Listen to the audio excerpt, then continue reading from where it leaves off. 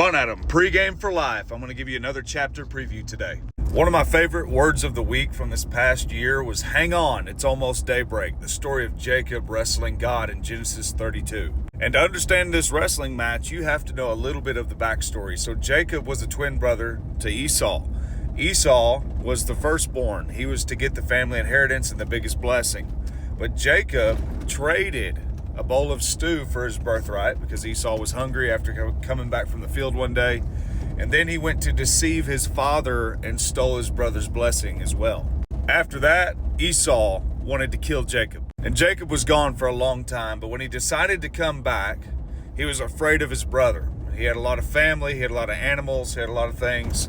He decided to split his entire family in half so that one would go one direction and the other would go another direction, just in case Esau found them and decided to kill one of the groups, the other group would still be alive. And during this time, it says that Jacob ran into a man one night who we know was God, and it says he wrestled him all night until daybreak.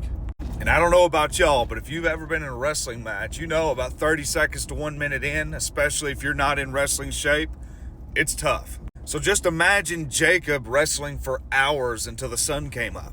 I imagine it was pretty exhausting, but he was on a mission. He was going to get his blessing. It says that at one point in this wrestling match that God reaches down, touches Jacob's hip, and he comes out of joint. But Jacob didn't let go. He kept hanging on. And right in the middle of exhaustion and in the middle of pain with his hip being out of joint, he was still grabbing hold of God. He was not going to let go.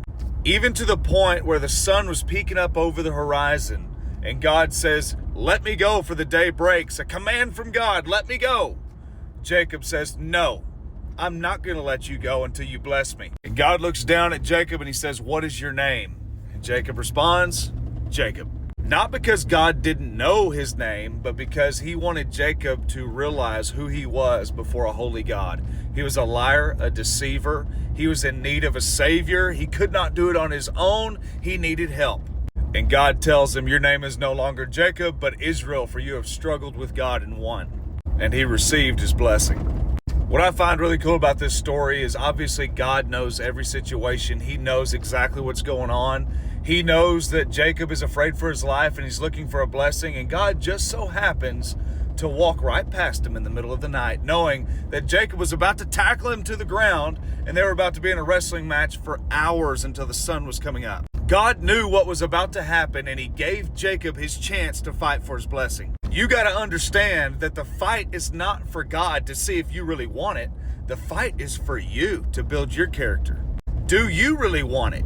You might think you want something until you have to work for it or fight for it. Do you really want it? Are you really going to hang on when things get tough, when you're exhausted? Are you going to hang on when your hip comes out of joint? Are you going to hang on when you're told, let me go for the day breaks? Or are you going to hang on until you got what you came for? Too many times we give up at the first sign of adversity. Too many times we decide that we're going to let go because it's too hard.